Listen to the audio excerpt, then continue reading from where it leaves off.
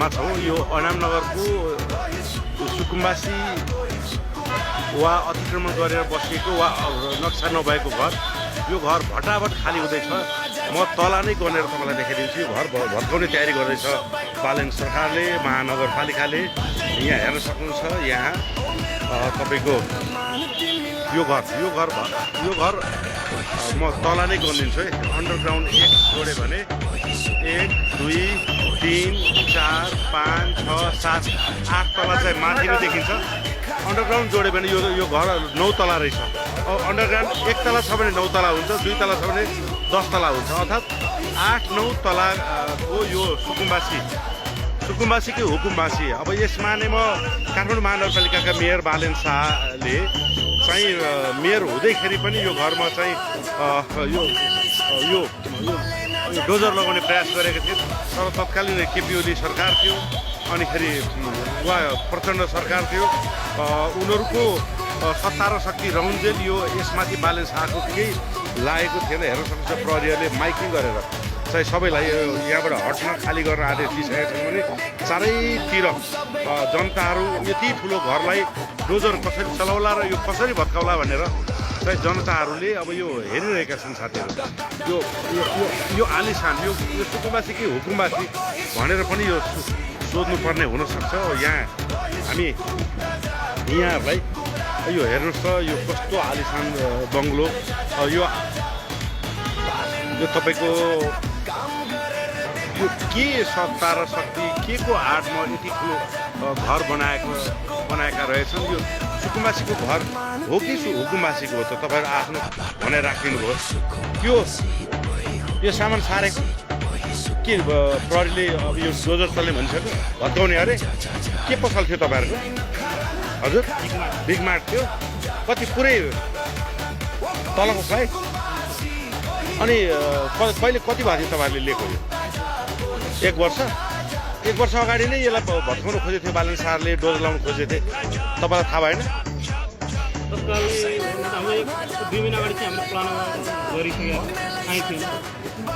1 वर्ष अगाडि यत्रो समाचार बनेको थियो यसको, तपाईँलाई थाहा थिएन?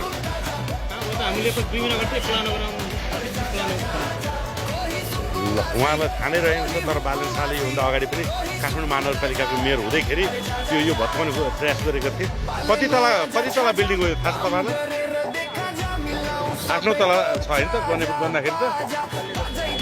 अन्डरग्राउन्ड जोड्यो भने 10 तला थियो, 2 तला अन्डरग्राउन्ड छ। यो कति अन्डरग्राउन्ड कति तला छ? यो अन्डरग्राउन्ड छैन। पछि 8 तला चाहिँ यहाँ प्रष्ट देखिन्छ। बिचरा 1 वर्ष अगाडि भर्खर लिएका रहेछन् यी भाइहरूले।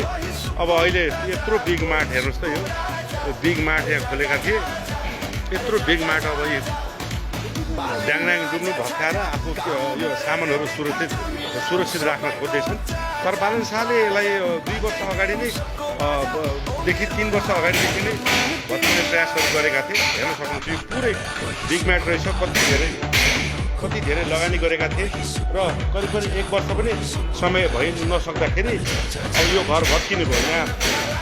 यहाँ उहाँहरूलाई सूचना दिएर भत्काउने घरले थाहा पाएपछि सामानहरू भटाभट सार्नु भएको छ। भिडियोलाई धेरैभन्दा धेरै सेयर गर्नु होला र तपाईँले कमेन्ट गरिदिनु होला यो 8 तला घर सुकुम्बासीको हो कि हुकुमबासीको।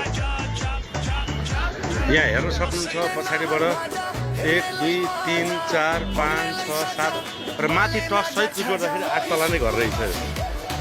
माथि टससम्म जोड्ने भने 8 तलाको नै रहेछ। हामी अहिले अनामनगर तपाईँको यो पुरानो बानेश्वर हाइटबाट प्रष्ट रूपले तपाईँहरूलाई लाइभ देखाउँदैछौँ। यो अनामनगर पुरानो बानेश्वरबाट प्रत्यक्ष तपाईँहरूलाई लाइभ देखाइदिन्छु। भिडियोलाई धेरैभन्दा धेरै सेयर गर्नुहोस्। यो घर सम्बन्धी सत्य तथ्य जानकारी भएका साथीहरूले पनि आफ्नो भनाइ पक्कै पनि राखिदिनु होला। यो सुकुम्बासीको घर हुनसक्छ त यो कि नमरी जग्गा हो? त्यस्तो हो भने सरकारले किन भत्काउँछ? सरकारले बालेन प्रधानमन्त्री भइसकेपछि विगत अहिले करिब 1 हप्तादेखि असली सुकुम्बासीहरूलाई चाहिँ न्याय दिलाउनलाई हुकुमबासीहरू हुन् र असली सुकुम्बासीहरूलाई तपाईँको व्यवस्थापन गर्ने चाहिँ एउटा बाचा गरेर जुन डोजर चलाइरहेको छन् त्यो हेर्दाखेरि पक्कै यो पनि सुकुम्बासीकै नै हो जस्तो देखिन्छ साथीहरू। नभए यसरी यो यो यति ठुलो आलिसान बङ्गलो यस्तो घर त काठमाडौँमा गनेरै तपाईँको धेरै कम होला नि जस्तो लाग्छ। अनि यसरी ढुक्क नभइसकेको घरमा यति धेरै लगानी चाहिँ किन गरे होला नि, कृपया आफ्नो भनाइ राखिदिनु होला। हेर्नुहोस् त यो सुकुम्बासी कि हुकुम्बासी हो, यो सुकुम्बासी कि हुकुम्बासीको घर छ। त्यो सुकुम्बासीको घर हो रे बोल्नु। अनि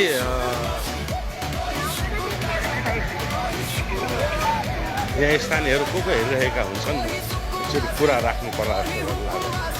एके हेलो एको सर, नमस्कार नमस्कार। यो के घर यो भत्काउन लागेको यसलाई?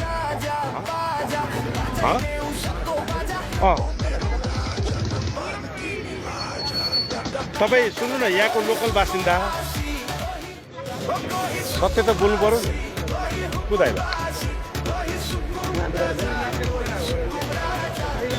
यो के ऐलानी हो यो?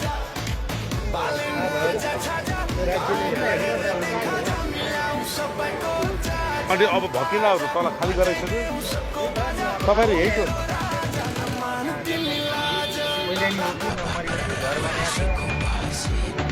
हामीले तलबाट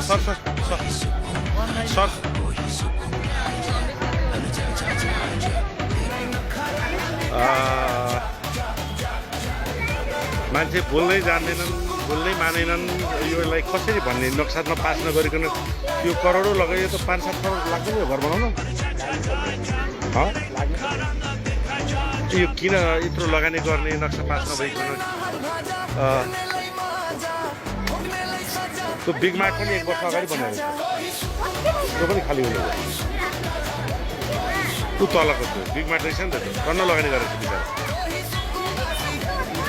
दर्शक हामी प्रत्यक्ष लाइभ देखाउनेछौँ। यो घरमा डोजर चलेको वा तपाईँको भत्काए भने है, अब तयारी हेर्दाखेरि के छ भएर चाहिँ हामी प्रत्यक्ष लाइभमा छौँ। यदि सुकुम्बासी यो जग्गा चाहिँ अतिक्रमण गरेर बनाएको भने हेर्नुहोस् है, यो राज्य सत्ताले, हिजोको राज्य सत्ताले यसरी राज्य आतङ्क गरेर तपाईँको गरेको ठहरिने छ। यदि यसमा सत्यता हो भने हामी सम्पूर्ण कुरा प्रत्यक्ष लाइभ देखाउनेछौँ। यो तयारी हेर्दाखेरि अब छिट्टै नै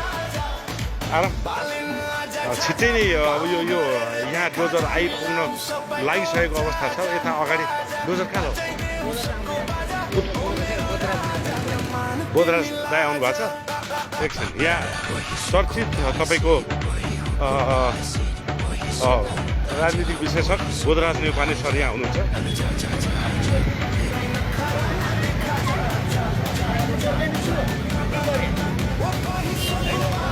यस्ताले गरेका कारणले गर्दा आफूको मान्छेहरूको भाषी यो दुःखमा पनि उनीहरूकै रगत बगेको छ कि हामीलाई खुन बगेको छ। गोर्खालीको खुन हामीसँग छ होइन। यहाँ यो अहिले खोलामा यो पीडामा अपराधीहरूको खुन छ, खुनले खाइदिए अहिले जनताको बिचमा विभिन्न राजनीतिक दलहरू के खुनमा या उनीहरूकै सहयोगमा यो गतिविधि भयो। उनीहरूले चाहिँ यो जसरी हेर्न सक्नुहुन्छ, मैले अलिक परबाट यो डिस्टेन्सबाट देखाएँ। यो घरमा डोजर चल्ने कुरा छ र यसैको लागि तयारी स्वरूप व्यापक तयारी गरिँदैछ। यो घरमा डोजर चल्दैछ। अब यहाँको स्थानीयले पनि बताउन चाहेनन्, यस्तो आलिसान बङ्गलो छ। अब यसलाई सुकुम्बासीको भन्ने हो भने नक्सा पास नभइकन कसरी बनायो भन्ने कुराहरू पनि होला। र हिजोको सर्वसत्तावादी तपाईँको सत्ताधारीहरूले यो खालको धेरै पात्रहरूलाई तपाईँको हिजोका सरकारमा रहेकाहरूले चाहिँ यस्तो खालको जमिनहरू उपलब्ध गराएर उनीहरूको पक्षमा निर्णय गराएर तपाईँको एक प्रकारको भवनहरू नबनेको होइन। पूर्व न्यायाधीशहरूदेखि लिएर धेरै विशिष्टहरूले पनि यसरी बनाएका छन्। स्वयं नमस्कार, हामी प्रत्यक्ष लाइभ देखाउनेछौँ। यो साथरहरूलाई फेरि पनि हामी लाइभमा आउनेछौँ। अहिलेलाई मैले देखाएँ यो सुकुम्बासीको कि हुकुम्बासीको, यो सुकुम्बासी कि हुकुम्बासी, तपाईँले आफ्नो भनाइ राखिदिनु होला। यो सुकुम्बासी कि हुकुम्बासी?